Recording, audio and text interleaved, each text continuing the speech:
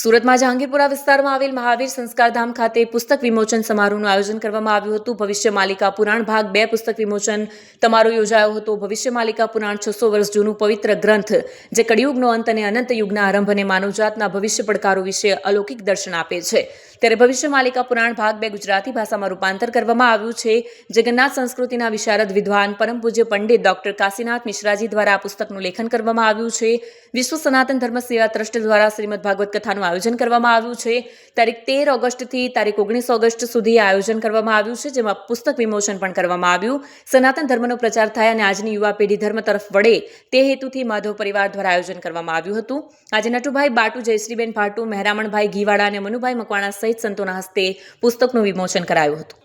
पंडित काशीनाथ मिश्रा धर्म प्रचार के लिए आए हैं और विश्व सनातन धर्म सेवा ट्रस्ट की ओर से यहाँ 7 दिन का भागवत श्रवण और विश्व सनातन धर्म की ओर से जो भविष्य मालिका शास्त्र गुजराती भाषा में भक्तों के लिए लोकार्पण किया गया। आज के दिन आज बड़ा महत्वपूर्ण दिन है सनातन धर्म के लिए और गुजरात की पवित्र धरती पर भगवान कृष्ण की बड़ा कृपा है जो जगन्नाथ संस्कृति की पुण्य पुस्तक भविष्य मालिका पुराण का आज उन्मोचन हुआ।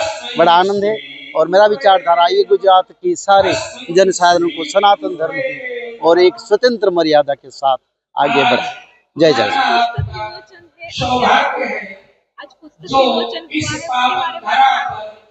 ये सनातन धर्म का पुस्तक सारा विश्व को सनातन धर्म बनाने के लिए पुस्तक का रचना जगन्नाथ जी की इच्छा से हुआ था और आज उसको हमने रचना की और उसका लोकार्पण किए गुजरात में।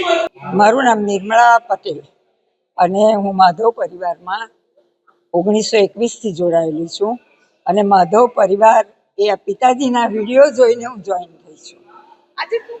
આજે જે છે એ અમારા ભવિષ્ય માલિકા પુસ્તક વિભાગ 2 નું વિમોચન છે અને એ વિમોચનથી ગુજરાતના લોકોને ગુજરાતીમાં ભાષાંતર કરેલું છે એટલે જાણવા મળશે કે ભાઈ આ ભવિષ્ય માલિકા શું છે, ગ્રંથ શું છે અને ભવિષ્યમાં શું થવાનું છે। આપણા લોકો બિલકુલ અજાણ છે અને આવી ધારાઓમાં જોડાવામાં પણ તૈયાર નથી, કારણ કે અમે લોકોને ઘરે ઘરે જઈને મળીએ છીએ, લોકોને ઘરે ઘરે જઈને સમજાવીએ છીએ, છતાં પણ માનતા નથી। એક તો મારા ઘરના જ લોકો જોઈન નથી થતા, એટલે એવું લાગે છે કે ભાઈ આપણા ગુજરાતી લોકો આમાં ઘણા જ પાછળ છે, એટલે એ લોકોને મોટિવેટ કરવા માટે આવા કાર્યક્રમો કરવામાં આવે છે।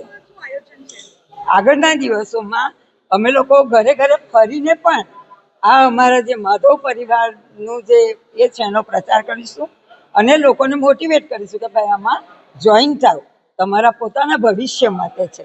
કારણ કે આ જે કાશીનાથ મિશ્રા આટલી ઉંમરે પણ આટલી મહેનત કરે છે એ આપણા લોકોના માટે છે, બીજા માટે નથી।